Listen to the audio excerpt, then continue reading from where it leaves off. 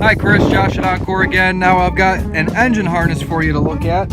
It's going to be a little dirtier being that it's in the engine compartment, not as clean as the dash harness of course, but it's in excellent condition. I wouldn't say near perfect or mint condition. It's a good used harness in very good condition.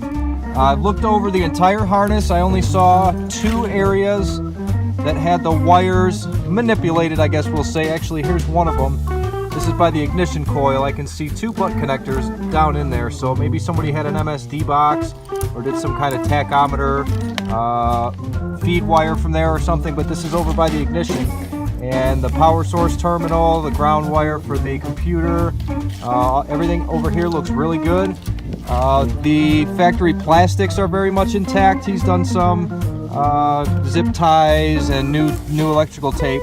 But I don't see any reason why underneath it's going to be any problems. This thing is really overall in great shape. This was a butt connector.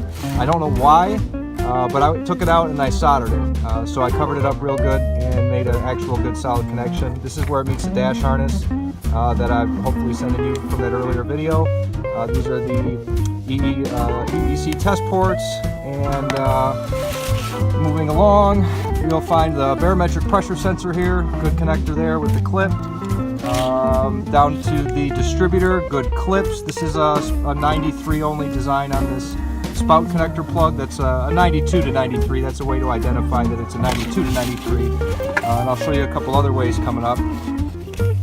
This is surprising. Might be a harness I pulled out here. These are all intact. All the salt and pepper shaker tabs are intact. I know that's really hard to find in a used harness. So we got 8 out of 8 clips there. Moving along to, now we're over by the emissions and the air conditioning parts. They're not as important. They're kind of tucked away. I did leave one broken clip here. I think I replaced 1 or 2 other connectors along my journey, but didn't waste the time with that, and I think you have another harness you can pull your parts from. We learned about part numbers in the last video. Here's F2Z. They didn't change this harness for 93, so it's going to remain a 92 part number until they change it. Probably would be then F4. They change this harness because the body style change and all. Here's where it goes through the firewall. I checked the grommet out real good. Just a little dirt on it, but other than that, it's a good solid grommet. No one's ever manipulated it. Where it slides here through the firewall, I didn't see any exposed wires, so it was removed quite carefully. And I checked most of the terminal. I looked inside here to make sure there's no corrosion or anything damaged. It really looks nice. Here's the original ground over in the kick panel, passenger side. Going back out the grommet, now we'll kick over to the mass air area, which on a 92-93 has these 2 relays, a fuel pump turn on and I believe it's going to be a wide open throttle relay still, cutoff relay. The connector for the oxygen sensors, airbags, and the mass air plug has its clips in place and good terminals. So that's a quick overview of the engine harness.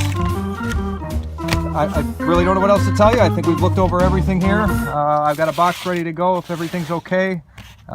Just let me know and I'll get these out to you ASAP. So thanks again for your business, your patience, and I'll talk to you soon.